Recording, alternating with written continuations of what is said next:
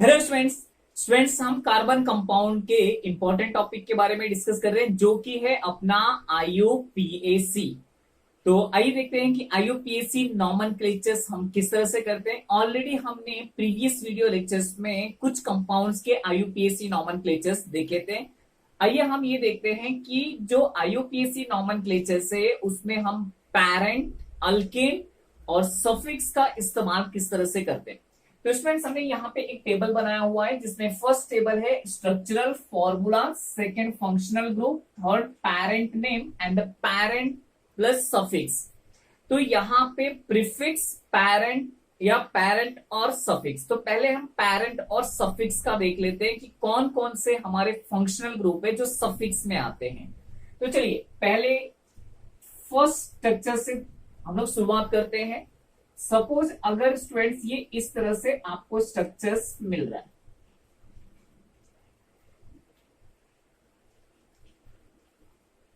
Structure क्या है? CH3, CHOH and CH3। अब इसका हमें नॉमेनक्लेचर करना है एज पर आईयूपीएसी। तो सबसे इंपॉर्टेंट हमें देखना है कि इस कार्बन स्केलेटन में फंक्शनल ग्रुप कौन सा है। तो हमें यहां पे देखने पे पता चल रहा है कि जो हमारा फंक्शनल ग्रुप है वो है अल्कोहल, यानी ये हम कंडेंस फॉर्म में ये हमने नोट किया फंक्शनल ग्रुप जो कि है ये OH।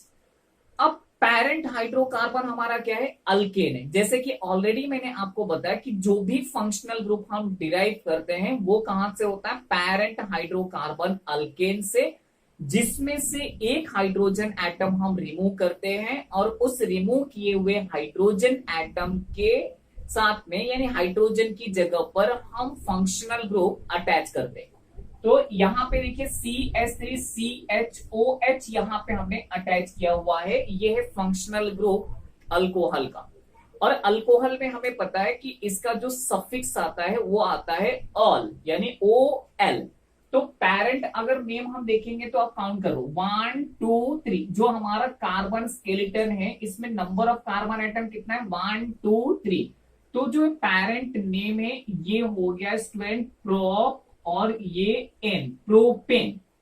ओके, अब इसकी नॉमेनक्लेचर कैसे करेंगे? हमें पता है कि सफिक्स क्या है इसका? ऑल है, अल्कोहल यानी ऑल। तो क्या होगा? ये जो हमारा ई है, ई इज रिप्लेस बाई ऑल, लेकिन हमें ऑल की पोजीशंस भी देखनी है। तो देखिए यहाँ पे OH कौन से पोजीशंस पे अटैच है? फर्स्ट सेकंड, यहां से भी काउंट करोगे तो फर्स्ट सेकंड।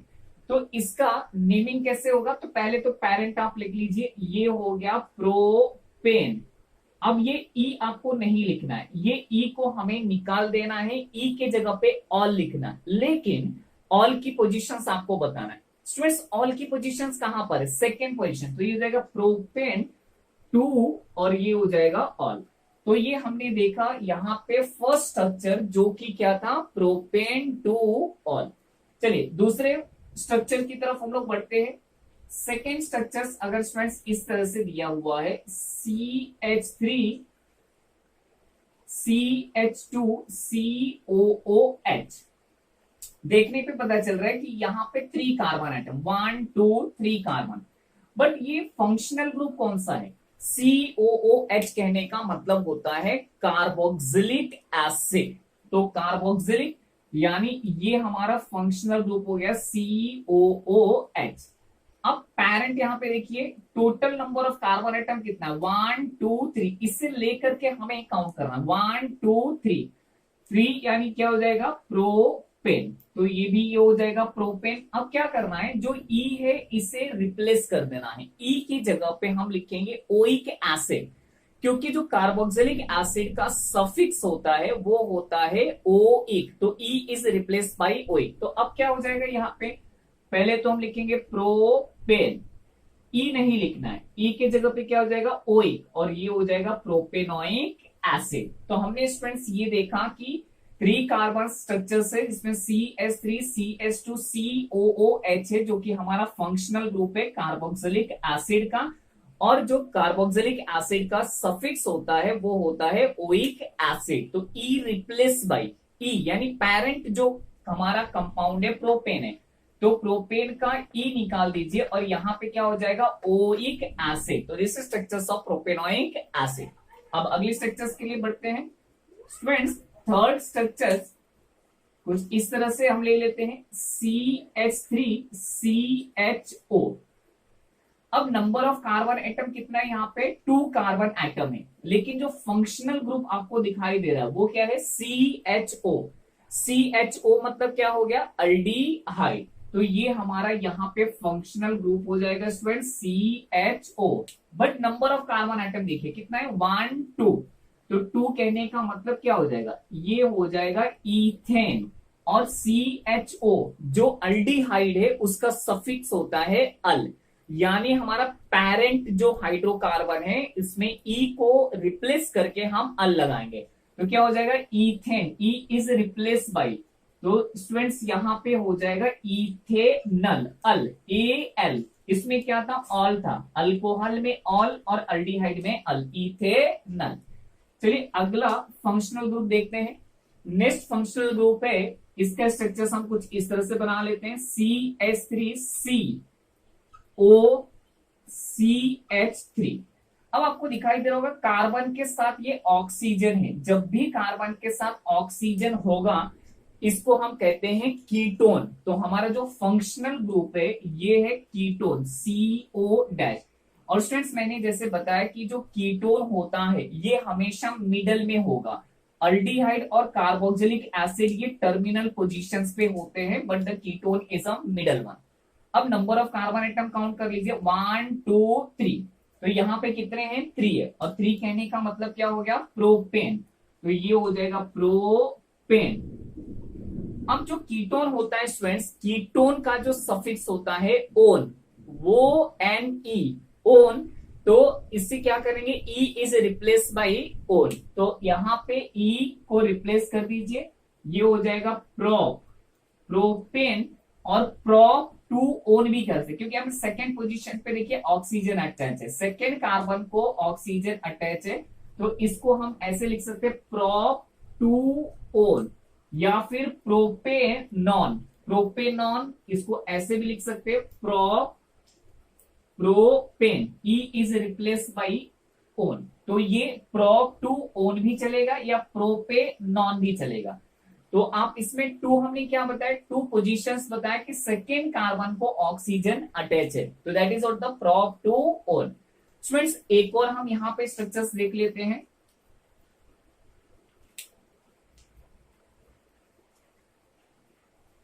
CH3CH2NH2। अब इसमें जो फंक्शनल ग्रुप है वो है अमाइन। तो ये क्या हो गया, फंक्शनल ग्रुप अमाइन। तो अमाइन क्या हो जाएगा, फंक्शनल ग्रुप सफिक्स अमाइन ही आता है। नंबर ऑफ कार्बन आइटम देखिए 1 2। 2 कहने का मतलब जो पेरेंट है, ये पेरेंट क्या हो जाएगा, ethane. E is replace by amine, तो इसका स्ट्रक्चर किस तरह से आ जाएगा, इथेन, और ये ई के जगह पे हो जाएगा अमाइन, इथेन अमाइन। तो स्टूडेंट्स हमने यहां पे देखा कुछ स्ट्रक्चर्स के फंक्शनल ग्रुप, जो कि फंक्शनल ग्रुप वाले यहाँ पे फॉर्मूले थे, और उसका हमने IUPAC नॉमेनक्लेचर्स लिखा। तो स्टूडेंट्स हमेशा ध्यान में रखिए, जब भी अल्कोहल होगा इसका सफिक्स क्या होता है, ऑल होता है, जिसमें पेरेंट हाइड्रोकार्बन जो भी रहेगा ई इज रिप्लेस बाई ऑल। जैसे यहाँ पे 3 कार्बन एटम था तो क्या हो गया, प्रोपेन टू ऑल। ये 2 हमने ये पोजीशन मेंशन किया। अगर ये फर्स्ट पोजीशन पे होता OH तो हम डायरेक्ट लिखते propanol.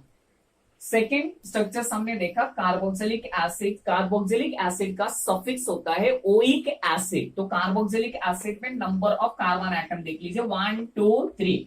3 carbon atom, 3 carbon atom यानी पेरेंट नेम क्या हो गया, propane. E is replace by oic acid, तो propanoic acid. And next third one क्या है हमारा, अल्डीहाइड, CH3CHO। ये CHO अल्डीहाइड है जिसका सफिक्स है अल, AL, यानी पेरेंट जो हाइड्रोकार्बन है उसका ई यानी अल्केन का ई रिप्लेस करके अल लगा देंगे, तो ये हो जाएगा इथेनल।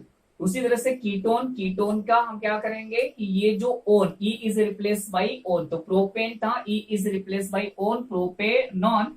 या prop two one. Prop two one क्यों? सेकेंड पोजीशन पे ऑक्सीजन अटैच है तो हमने पोजीशंस मेंशन कर दी। फिफ्थ वन है हमारा amine CH3CH2NH2, that is amine group. Ethane, ethane क्यों? नंबर ऑफ कार्बन एटम 2 है तो ये हो जाएगा इथेन अमाइन। तो स्टूडेंट्स हमने यहाँ पे देखा कि किस तरह से हम नॉमेनक्लेचर्स करते हैं। देखते हैं पेज नंबर 123 जो कि है एक टेबल दिया हुआ है, इसमें हमें common in IUPAC names of सब कार्बन कंपाउंड्स दिया हुआ। स्टूडेंट्स यहाँ पे 3 टेबल्स है। फर्स्ट में कॉमन नेम है, सेकेंड में स्ट्रक्चरल फॉर्मूला है और थर्ड हमारा IUPAC नेम है। तो चलिए शुरुआत करते हैं, जिसमें से आपको टेबल में फर्स्ट क्या दिखाई दे रहा है? इथिलीन है। इथिलीन कहने का मतलब होता है अल्कीन। स्ट्रक्चर फॉर्मूला क्या है student? CH2 double bond CH2। अब यहाँ पे इसका IUPAC नॉमेनक्लेचर करना है। तो IUPAC नॉमेनक्लेचर्स में मैंने बताया था कि जो अल्कीन होता है इसका सफिक्स आता है इन। तो पेरेंट हाइड्रोकार्बन कितने स्टूडेंट्स? 2 है, तो 2 मतलब क्या हो गया? ईथ, और ईथ के बाद डबल बॉन्ड है तो ये हो जाएगा इथीन। तो यहाँ पे जो फर्स्ट इथिलीन है इसका IUPAC नॉमेनक्लेचर हो गया इथीन। अब हम सेकेंड देखते हैं। सेकेंड क्या है? एसिटिलीन। एसिटिलीन का स्ट्रक्चरल फॉर्मूला है CH ट्रिपल बॉन्ड CH।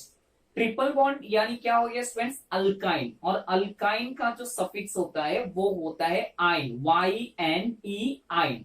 अब देखिए इसमें नंबर ऑफ कार्बन एटम आपको कितना दिखाई दे रहे हैं? 2 कार्बन एटम है, तो 2 कार्बन एटम यानी हमारा जो पेरेंट है वो क्या हो गया? ईथ, और ईथ के बाद सफिक्स अगर लगाएंगे तो आइन, तो ये हो जाएगा इथाइन। तो एसिटिलीन का IUPAC नेम हो गया इथाइन। थर्ड देखते हैं स्टूडेंट्स। थर्ड क्या है? Acetic acid. तो एसिटिक एसिड यानी ये कार्बोक्सिलिक एसिड का सेकेंड मेंबर है, जिसका स्ट्रक्चरल फॉर्मूला है स्टूडेंट CH3COOH। अब इसमें आपको देखने पे क्या पता चल रहा है कि 2 कार्बन एटम है और जो फंक्शनल ग्रुप है हमारा वो है COOH यानी कार्बोक्सिलिक एसिड। स्टूडेंट जो कार्बोक्सिलिक एसिड है उसका जो सफिक्स होता है वो है ओइक। तो कैसे लिखेंगे? इथेन। इथेन का ई आप रिप्लेस कर दो ओइक एसिड, तो क्या हो जाएगा? Ethanoic acid. तो स्टूडेंट जो एसिडिक एसिड है अपना वो एसिडिक एसिड क्या हो गया? Ethanoic acid. फोर्थ वन देखते हैं। फोर्थ क्या दिया हुआ है? मिथिल अल्कोहल या मिथाइल अल्कोहल। अल्कोहल यानी OH। तो क्या स्ट्रक्चरल फॉर्मूला है? CH3OH। अब इसमें कार्बन आप काउंट कर लीजिए, कितने कार्बन है? 1 कार्बन है, और ये OH है। तो मैंने बताया था अल्कोहल का जो सफिक्स होता है वो होता है ऑल। तो क्या हो जाएगा? मीथेन। मीथेन का ई निकाल दीजिए, ई के जगह पे ऑल लिखिए तो ये जाएगा मीथेनॉल। तो स्टूडेंट्स मिथाइल अल्कोहल का IUPAC नॉमेनक्लेचर क्या हो गया? मीथेनॉल। अब नेक्स्ट हम फिफ्थ की तरफ देखते हैं। फिफ्थ क्या दिया हुआ है? Ethyl alcohol. तो स्टूडेंट्स ये जो इथाइल अल्कोहल है ये किसका है? अल्कोहल फंक्शनल ग्रुप है, OH अटैच है। नंबर ऑफ कार्बन एटम कितना है? 2 है। तो मैंने ऑलरेडी बताया कि अगर OH रहेगा तो सफिक्स होता है ऑल।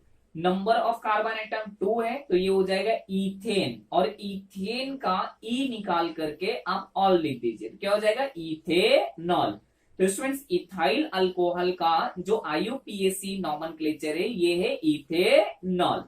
सिक्स्थ वन देखते हैं क्या दिया हुआ है? एसिटल्डिहाइड। कॉमन नॉमेनक्लेचर्स में एसिटल्डिहाइड। तो एसिटल्डिहाइड का स्ट्रक्चरल फॉर्मूला क्या दिया हुआ है? CH3CHO। तो स्टूडेंट्स यहाँ पे नंबर ऑफ कार्बन आइटम कितना है? 2 है, और हमारा फंक्शनल ग्रुप क्या है? अल्डिहाइड है, और अल्डिहाइड का जो सफिक्स होता है वो होता है अल। तो कैसे लिखेंगे? 2 कार्बन एटम यानी इथेन, इथेन का ई आप रिप्लेस कर दो अल से तो ये हो जाएगा इथेनल। तो ये हो गया हमारा इथेनल। तो एसिटल्डिहाइड का IUPAC नेम क्या हो गया? इथेनल। अब स्टूडेंट्स हम सेवेंथ बात करते हैं जो कि है अपना एसीटोन। एसीटोन यानी किसका हो गया? कीटोन। तो एसीटोन यानी कीटोन का, तो कीटोन फंक्शनल ग्रुप है, और कीटोन का जो सफिक्स है स्टूडेंट्स वो आता है ओन यानी ONE। अब क्या करोगे, आप number of carbon atom count कर लो। तो स्टूडेंट्स आपको देखने पे पता चल रहा है कि नंबर ऑफ कार्बन एटम कितना है स्केलेटल में, 3 कार्बन एटम है। तो 3 कार्बन एटम का पेरेंट क्या हो गया, प्रोपेन हो गया, और यहाँ पे ऑक्सीजन कार्बन को अटैच है तो क्या हो जाएगा, प्रोपेनॉन, या प्रोप टू ओन भी आप लिख सकते हो, प्रोपेनॉन और प्रोप टू ओन, जो कि ऑलरेडी हमने देखा। तो एसीटोन का आईयूपीएसी नॉमेनक्लेचर क्या हो गया, प्रोपेनॉन। 8 देखते हैं, 8 क्या दिया हुआ है, ethyl methyl ketone, ethyl methyl ketone. इसमें से जो लॉन्गेस्ट 2 कार्बन है वो हो गया इथाइल, और सीओ के बगल का हो गया मिथाइल, और सीओ मतलब कीटोन। बट हमें आईयूपीएसी नॉमेनक्लेचर लेना है तो आपको number of carbon atom structures में देखना है। अगर आप काउंट करोगे तो आपको नंबर ऑफ कार्बन एटम कितने दिखाई दे रहे हैं, 4, और 4 मतलब क्या होता है, ब्यूटेन। और स्टूडेंट्स ब्यूटेन का ई आप निकाल दो, ओन लिख दो, तो क्या हो जाएगा, ब्यूटेनॉन। तो इथाइल मिथाइल कीटोन का आईयूपीएसी नेम क्या हो जाएगा, ब्यूटेनॉन। उसी तरह से स्टूडेंट्स नेक्स्ट वन देखते हैं, इथाइल अमाइन। इथाइल अमाइन क्या दिया हुआ है, 2 कार्बन एटम, और अमाइन ग्रुप यहाँ पे अटैच है। फंक्शनल ग्रुप कौन सा है, अमाइन से। तो क्या स्ट्रक्चर से CH3 CH2 NH2। तो यहाँ पे नंबर ऑफ कार्बन एटम कितना है, 2। 2 मतलब क्या हो गया, इथेन, इथेन, और ई रिप्लेस कर दो अमाइन, तो क्या हो जाएगा, इथेन अमाइन। उसी तरह से इथाइल अमाइन का आईयूपीएसी नॉमेनक्लेचर क्या हो गया स्टूडेंट्स, इथेन अमाइन। ओके, ई निकाल देना, इथेन अमाइन। अब 10th वाला क्या दिया हुआ है, एन प्रोपिल क्लोराइड। तो स्टूडेंट्स ये जो क्लोराइड है, क्लोराइड ब्रोमाइड आयोडाइड, ये प्रीफिक्स में आता है, प्रीफिक्स प्लस पैरेंट आते हैं। तो प्रीफिक्स में क्या दिया हुआ है, क्लोरीन है, तो क्लोरीन मतलब क्या हो गया, क्लोरो। अब number of carbon atom count कर लो, 1 2 3। देखिए क्लोरीन की पोजीशन फर्स्ट है, तो इसको डायरेक्टली आप लिख सकते हो क्लोरोप्रोपेन। अगर क्लोरीन सेकेंड पोजीशन पे होती तो ये होता है 2 क्लोरोप्रोपेन, बट क्लोरीन यहाँ पे फर्स्ट पोजीशन पे, तो इट्स अ क्लोरोप्रोपेन। तो यहाँ पे हमने common and IUPAC names of सब कार्बन कंपाउंड्स हमने देखा। स्टूडेंट्स अगले सेक्शंस की तरफ बढ़ते हैं, जो कि है chemical properties of carbon compound. जो कि स्टूडेंट्स अगला जो इंपॉर्टेंट टॉपिक है वो है अपना chemical properties of carbon compound. Students वैसे तो हमारे पास मिलियंस ऑफ कार्बन कंपाउंड है, बट ये मिलियंस ऑफ कार्बन कंपाउंड में बेसिकली हम 4 main type of chemical reactions के बारे में स्टडी करते हैं। जो कि यहां पे इंपॉर्टेंट रिएक्शंस हमें क्या देखना है, combustion reactions, oxidation reactions, addition reaction and substitution reactions. तो आइए देखते हैं एक एक टाइप ऑफ रिएक्शंस, जो कि सबसे पहला हमारा क्या है, combustion reaction. Students carbon and its compound burn in presence of oxygen और air give carbon dioxide along with heat and light। तो यहां पे जो प्रोसेस है बर्निंग ऑफ कार्बन और carbon compound in excess of oxygen to give heat and light is called as a combustion reaction. तो students आइए देखते हैं यहां पे कंबिशन रिएक्शंस के कुछ रिएक्शंस, जिसमें से हमें फर्स्ट क्या दिखाई दे रहा है, carbon react with oxygen form carbon dioxide and produces energy. उसी तरह से अगर हम हाइड्रोकार्बन की बात करें, जिसमें से अल्केन को अगर हम लेते हैं तो methane, ethane, propane, butane, that all hydrocarbon burn in presence of oxygen, it's give carbon dioxide, water and heat energy। तो ये हमारा पहला रिएक्शन हो गया, जिसको हम कहते हैं कंबिशन रिएक्शन। कुछ कंबिशन रिएक्शंस के हम एग्जांपल देखते हैं, जिसमें से फर्स्ट एग्जांपल है when coal burn in presence of oxygen. Charcoal लीजिए, कोल या wood, any type of carbon fuel burn in presence of oxygen, it's give carbon dioxide and energy. तो रिएक्शन किस तरह से होगा, carbon react with oxygen. Carbon कहने का मतलब कि यहां पे हम कोल की बात कर रहे हैं।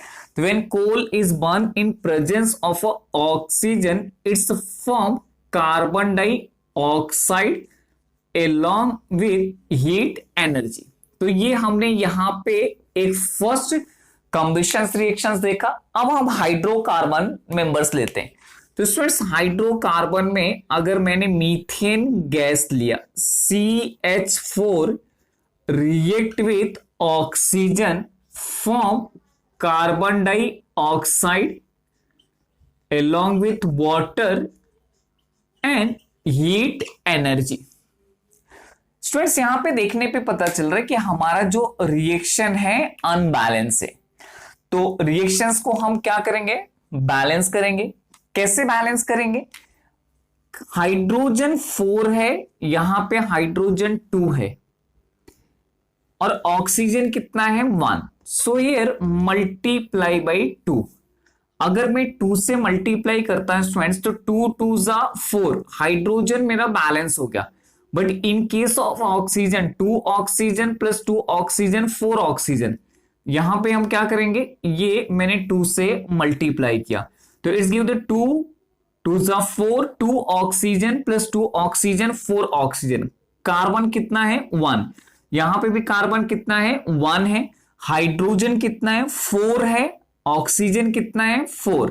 देखिए 2 ऑक्सीजन और ये हाइड्रोजन 4 यानी बैलेंस इक्वेशन। ये हमने क्या लिया, methane. Methane react with oxygen form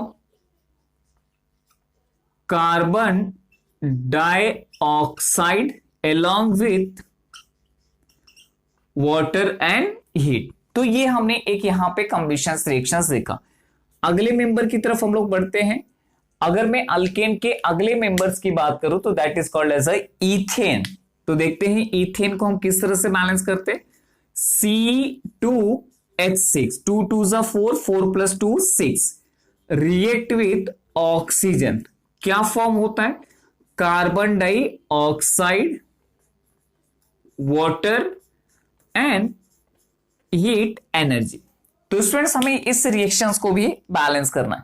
तो आइए देखते हैं हम किस तरह से बैलेंस करेंगे। सबसे पहले मैं यहां पे कार्बन हाइड्रोजन से मैं वाटर मॉलिक्यूल को चूज करता हूं। यहां पे देखिए हाइड्रोजन 2 है और यहां पे हाइड्रोजन कितना है 6 है। तो अगर मुझे हाइड्रोजन को बैलेंस करना होगा तो इधर मैं मल्टीप्लाई करता हूं 6 2 जा 12 एंड मल्टीप्लाई बाई 2 2 6 जा 12। हाइड्रोजन मेरा बैलेंस हो गया। हाइड्रोजन के साथ बैलेंस होने के साथ मेरा कार्बन का नंबर बढ़ गया 2 2 जा 4, तो हियर मल्टीप्लाई बाई 4। अब देख लेते हैं ऑक्सीजन कितना है, 4 2 जा 8, 8 plus 6 14, that is what the 7। तो ये मेरा जो रिएक्शन है ये पूरी तरह से बैलेंस हो गया। 2 molecules of ethane react with 7 molecules of oxygen form 4 molecules of carbon dioxide along with 6 molecules of water along with heat। तो स्टूडेंट्स हमने यहां पे देखा कि ये जो हमारा हाइड्रोकार्बन है basically react with oxygen form carbon dioxide, water and heat. एक और केमिकल रिएक्शन हम लोग देखते हैं जो कि है अपना अल्कोहल, CH3 CH2OH। स्टूडेंट्स इसको कहते हैं इथेनॉल। इथेनॉल जो कि ऑलरेडी हमें पता है कि ये अल्कोहल है। तो alcohol is heated in presence of oxygen, ये सेम प्रोडक्ट फॉर्म करेगा, carbon dioxide, water molecule along with the heat। But यहां पे रिएक्शंस हमें देखने पे क्या हो रहा है कि बैलेंस नहीं है। कैसे देखते हैं, फिर ऑक्सीजन 2, हाइड्रोजन यहां पे 2 है, हाइड्रोजन की अगर हम नंबरिंग करेंगे तो देखिए 3 2 6 7, यहां पे सिर्फ कितना है 2, तो यार मल्टीप्लाई बाई 3। अगर मैं 3 से मल्टीप्लाई करता हूं तो 3 2 जा कितना हो गया 6, and if you check this here 3 plus 2 5, 5 plus 1 कितना हो गया 6, मेरा हाइड्रोजन बैलेंस हो गया। बट ऑक्सीजन देखिए कितना, 3 ऑक्सीजन प्लस 2 ऑक्सीजन कितने हो गए यहां पे। तो इसमें हम क्या करते हैं, 3 से इसको मल्टीप्लाई कर दे, 3 2 जा 6, 3 2 जा 6, तो it is forming the 3 molecules of oxygen, 3 2 6 + 7। Similarly for carbon dioxide 2 + 1 कितना हो गया 3, that the multiply the energy. तो ये जो हमारा रिएक्शन है ये पूरी तरह से क्या हो गया, बैलेंस रिएक्शंस हो गया, जिसमें हमने क्या देखा कि ये जो हमारे पास में मीथेन है, इथेन है, अगर ऑक्सीजन से रिएक्ट करता है स्टूडेंट्स, तो ऑक्सीजन के साथ रिएक्ट करने पर it is forming carbon dioxide, water and heat, carbon dioxide, water and heat, carbon dioxide, water and heat. तो क्या हमने देखा कि carbon and its compound burn in presence of oxygen और air and heat and lights are produce. तो इसको कहते हैं कंबशंस रिएक्शन। जनरली अगर हम बात करेंगे तो saturated hydrocarbon burn with the clear light. तो जो भी सैचुरेटेड, ये हमारा क्या है सैचुरेटेड हाइड्रोकार्बन, ये क्या है सैचुरेटेड हाइड्रोकार्बन, ये भी क्या है saturated hydrocarbon, because it's a single अपना केमिकल रिएक्शन है वो है ऑक्सीडेशन। सिंस ऑलरेडी हमने चैप्टर नंबर 3 में ऑक्सीडेशन रिएक्शंस देखा था।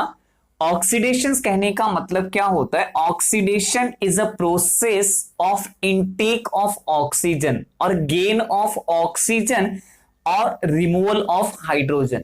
या तो ऑक्सीजन कंबाइन होता है या फिर जो भी रिएक्टेंट है उससे हाइड्रोजन लॉस होता है। स्टूडेंट इसको हम कहते हैं ऑक्सीडेशन। तो ऑक्सीडेशन प्रोसेस होने के लिए ऑक्सीडाइजिंग एजेंट की जरूरत होती है, जो ऑलरेडी हमने देखा potassium permanganate, alkali potassium permanganate and acidic potassium dichromates are oxidizing agent which generate the nascent oxygen for oxidation। तो चलिए यहां पे देखते हैं एक बार फिर से हम रिएक्शंस, जो कि अल्कोहल का हम लेते हैं। ये जो हमने लिया हुआ है स्टूडेंट्स ये है इथेनॉल। देखिए नंबर ऑफ कार्बन एटम कितना है 2, दैट इज ईथ, सिंगल बॉन्ड है एन हो गया but E is replace by all, तो ये हो जाएगा इथेनॉल यानी अल्कोहल हमने लिया। तो when ethanol is treated in presence of acidic potassium dichromate, ये हो गया K2Cr2O7 acidic potassium dichromate, या फिर अल्कली पोटेशियम परमैंगनेट इसकी जगह पे ले KMnO4। तो क्या होगा ये एक नेसेंट ऑक्सीजन प्रोड्यूस करेगा फॉर ऑक्सीडेशन। तो here it is forming that the carboxylic acid by removal of hydrogen. ये जो हाइड्रोजन है यहां से रिमूव हो जाएगा एंड ऑक्सीजन ये हाइड्रोजन के प्लेस पे आ जाएगा और ये फॉर्म हो जाएगा ethanoic acid along with formation of water H2O। कैसे हुआ, ये जो यहां से हाइड्रोजन रिमूव होगा that hydrogen combined with nascent oxygen to form water molecule. तो इसे कहते हैं ऑक्सीडेशन। तो फिर से मैं बता देता हूं ऑक्सीडेशन है क्या, oxidation is a process of intake of oxygen and removal of hydrogen. तो स्टूडेंट्स यहां पे क्या हो रहा है, ये हमने अल्कोहल लिया ethanol. Ethanol is treated in presence of acidic potassium dichromate, it's undergoes the carboxylic acid ethanoic acid. Removal of hydrogen, इस कार्बन का देखिए यहां से हाइड्रोजन रिमूव हो गया और इसकी जगह पे ऑक्सीजन क्या हो गया ऐड हो गया। तो that is called as a oxidation reaction, जिससे अल्कोहल से हमें क्या मिला कार्बोक्सिलिक एसिड, यानी इथेनॉल से मिला इथेनोइक एसिड। जो अपना रिएक्शन है वो है एडिशन रिएक्शन। एडिशन रिएक्शंस क्या होता है students, unsaturated hydrocarbons undergoes addition reactions with hydrogen in presence of a nickel, platinum और पैलेडियम। स्टूडेंट्स इस रिएक्शंस को हम कहते हैं hydrogenation, that is addition of hydrogen to unsaturated hydrocarbon.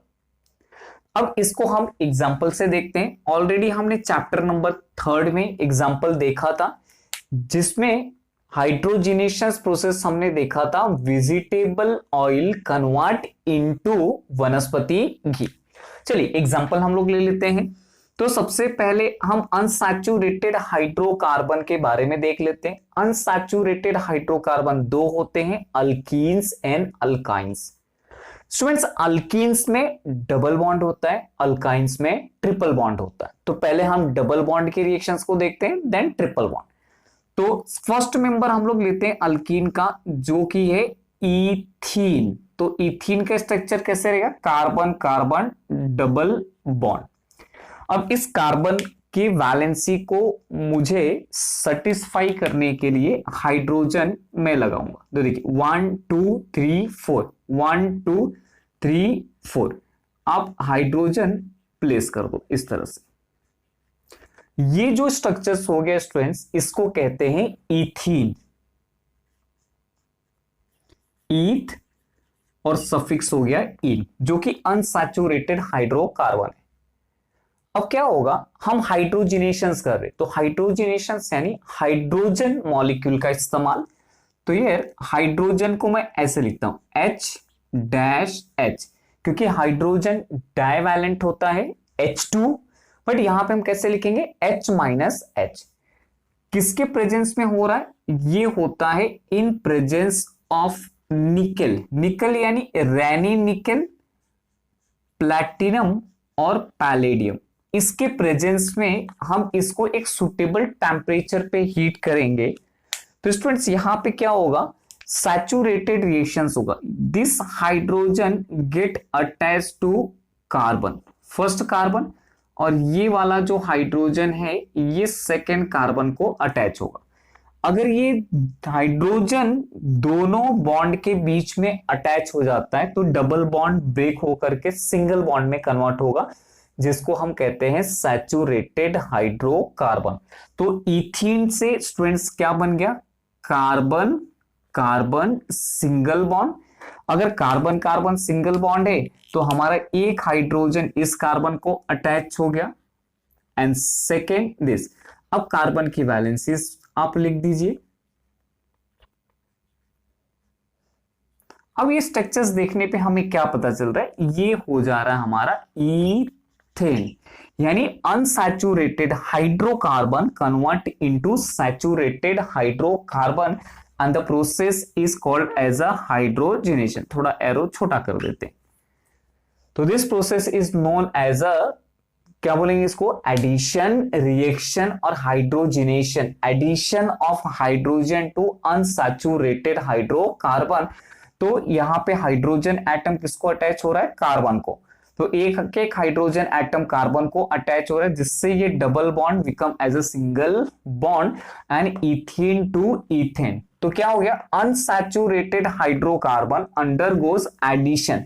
Students हमेशा ध्यान में रखिए, जो ये एडिशन रिएक्शन है ये हमेशा अनसैचुरेटेड हाइड्रोकार्बन में ही होगा। तो जैसे कि हमने अल्कीन का एग्जांपल लिया, स्टूडेंट उसी तरह से हम अल्काइन का भी एग्जांपल ले सकते हैं, जो कि ट्रिपल बॉन्ड। तो चलिए दूसरे एग्जांपल को लेकर के समझते हैं, जो कि है अपना अल्काइन।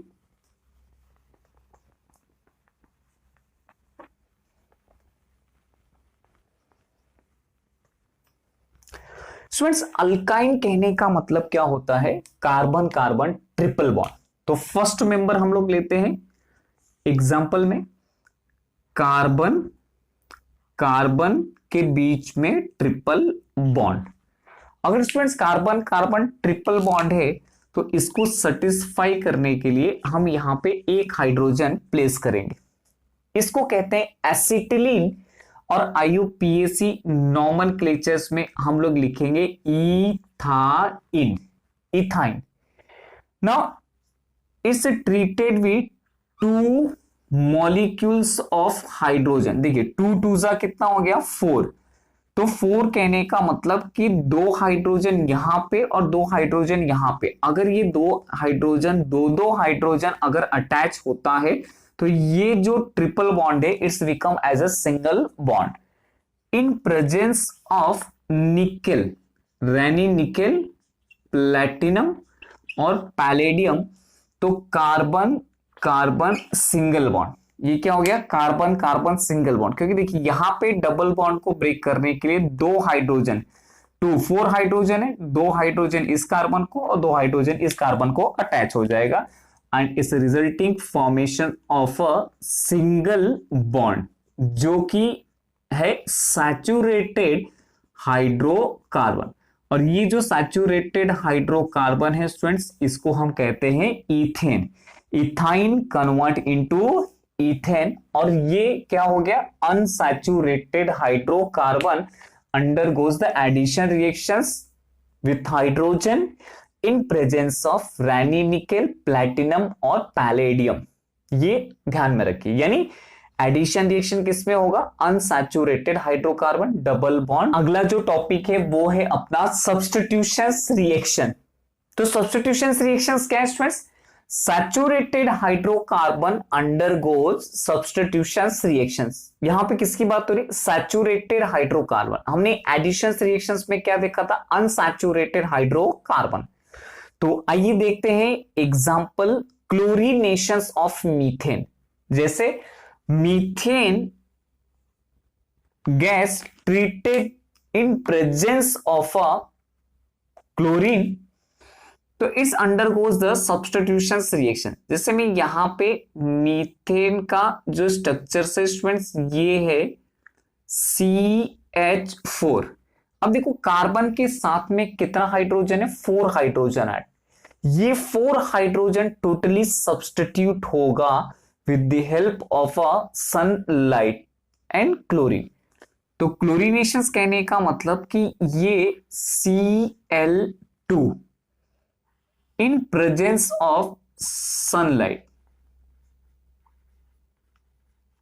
स्टूडेंट्स क्या होगा, एक हाइड्रोजन एटम यहां से सब्स्टिट्यूट होगा और इसमें से एक क्लोरीन एटम यहां पे ये हाइड्रोजन के प्लेस को लेगा, तो इस form as a CH3Cl। Remaining जो हाइड्रोजन एटम रहेगा it's combined with the chlorine form hydrochloric acid. तो क्या प्रोडक्ट मिल गया, मिथाइल क्लोराइड और क्लोरोमीथेन। तो यहां पे क्या हुआ, सब्स्टिट्यूशन हो गया, hydrogen atom substitute by chlorine. तो इस अंडरगोज द सब्स्टिट्यूशंस रिएक्शंस। ये फिर से सब्स्टिट्यूशंस रिएक्शंस होगा। अब ये जो क्लोरोमीथेन, इसको हम लोग बोलते हैं स्टूडेंट्स क्लोरो, पहला प्रीफिक्स आएगा chloro, number of carbon atom क्या है, meth, single bond ane, methane, chloromethane. Once again chloromethane CH3Cl treated with chlorine.